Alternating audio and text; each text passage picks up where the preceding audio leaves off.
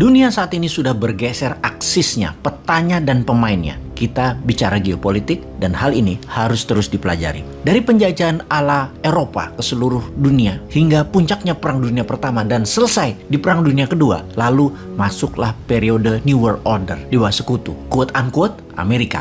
Aksis sentrum of gravitasnya Amerika. Petanya adalah kebijakan luar negeri Amerika dan pemainnya adalah Amerika dengan sekutunya. Awalnya di tahun 50-an hingga awal tahun 90-an, musuhnya adalah komunisme di bawah Uni Soviet dan negara-negara beraliran komunis melawan demokrasi. Kalau demokrasi dibantu Amerika, kalau komunis dibantu Soviet. Tiongkok masih negara underdeveloped, masih dibantu Soviet di zaman Mao Zedong tentunya. Hingga separuh masa Deng Xiaoping masih dibantu Soviet. Yang untuk Deng Xiaoping kita bicarakan khusus. Kita akan membedah bukunya Ezra Vogel tentang reformasi ekonomi Tiongkok di chapter khusus untuk hal itu. Kita kembali ke Amerika. Perang demokrasi melawan komunisme disebut Perang Dingin atau Cold War karena perangnya perang spy, perang mata-mata, perang ala-ala James Bond. Pihak Barat bunuh ilmuwan Soviet, pihak KGB ambil data intelijen NASA dan Pentagon. Kedua belah pihak saling adu spy, adu data, saling serang dalam shadow dan silent operation.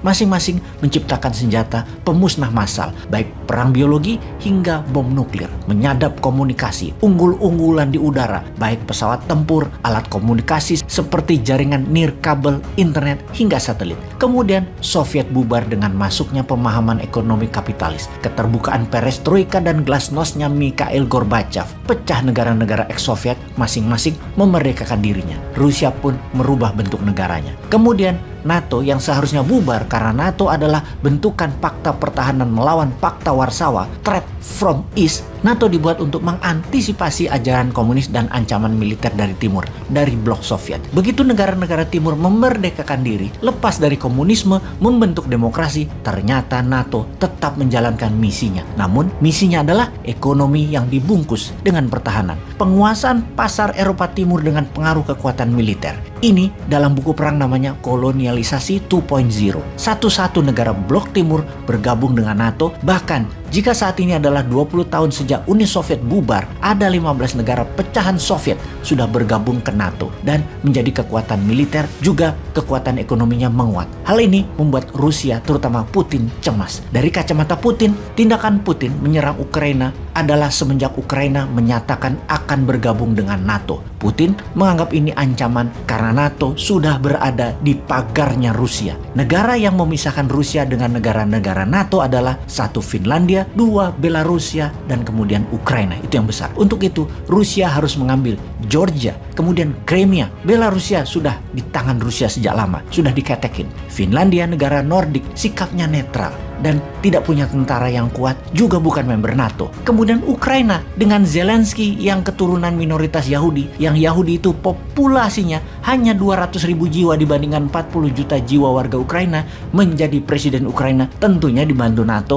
dan Amerika. Lalu Ukraina mendaftarkan diri menjadi anggota NATO.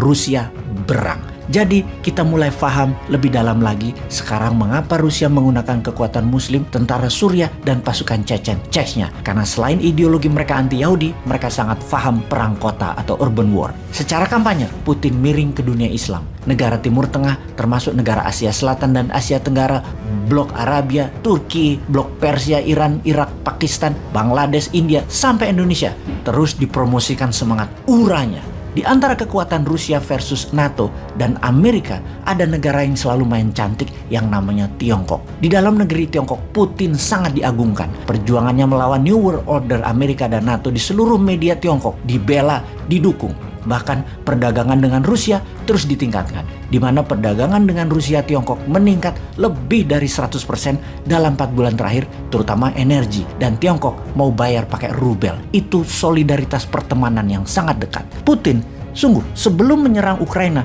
Putin lapor ke Xi Jinping di Olimpiade musim dingin di Beijing. 4 mata mereka bicara lama. di awal Februari tahun 2022 tersebut, dan ternyata beberapa hari kemudian Putin menyerang Ukraina setelah mendapatkan go ahead dari Xi Jinping. Dunia baru tahu kemudian, baru paham akan akrabnya mereka berdua di acara Olimpiade musim dingin Beijing tersebut. Kembali ke New World Order yang cita-citanya adalah tidak boleh ada perang dunia ketiga, kemudian transaksi dunia harus menggunakan dolar, kemudian menggunakan euro sebagai currency nomor 2 di dunia, yang memang Amerika dan sekutu barat yang memainkan. Setelah Uni Soviet bubar, Amerika harus menciptakan enemy. Memang manajemen bernegaranya adalah enemy centric Amerika itu. Dengan adanya enemy, negaranya selalu waspada. Itu semua dalam dagang istilahnya adalah create demand. Tanpa perang atau tanpa musuh, demand akan persenjataan dan teknologi jadi malas-malesan tumbuhnya. Namun dengan adanya musuh, maka kita jadi waspada dan selalu diburu-buru agar lebih siap dan lebih cepat. Lambat tumbuh kalau tanpa target atau tanpa kompetisi.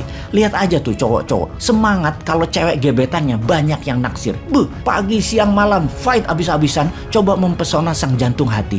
Akan lebih sur semangat juangnya. Penting itu ada musuh bersama, ada yang ditakuti, ada gairah untuk menjadi pemenang dalam kompetisi tersebut. Kalau tak ada musuh, semua teman, politik bebas aktif, habis lo dilibas, bernegara kok kayak pedagang. Kembali ke Amerika setelah tidak ada lawan. Di tahun 90-an mulailah diciptakan lawan baru. Sekali lagi, diciptakan. Belasan orang di Pentagon membangun pemahaman Salafi jihadi yang kemudian ditanam ideologi tersebut di selatan Jazirah Arabia, kemudian sekitar Suriah dan wilayah Irak, yang wilayah tersebut dinamakan Syam. Mereka awalnya dibangun tersebut adalah hornet nest saja untuk melindungi Israel dan kepentingan Amerika akan dunia perminyakan di Timur Tengah. Jadi niat awalnya Amerika itu harus punya musuh, dan setelah aliran komunis musnah, maka ideologi Islam garis keras dijadikan mainan mereka selanjutnya. Sekali lagi, tadinya hanya hornet nest strategi. Namun ketika Amerika terus membuat perang di negara penghasil minyak bumi, mereka akhirnya melawan Amerika dengan kampanye ideologi Islam melawan Amerika. Di mana-mana kobaran perang adalah Islam diperangi Amerika. Amerika sadar kesalahan ini, puncaknya ketika Twin Tower diserang Al-Qaeda. Amerika terlambat menyadari bahwa ciptaannya akan musuh bersama adalah Islam garis keras teroris yang Amerika promosikan. Terlambat, salah kaprah, dan membuat ambiar. Islamofobia di dunia sudah keburu tercipta. Sekarang dunia Islam beda dengan dunia selagi Perang Dingin.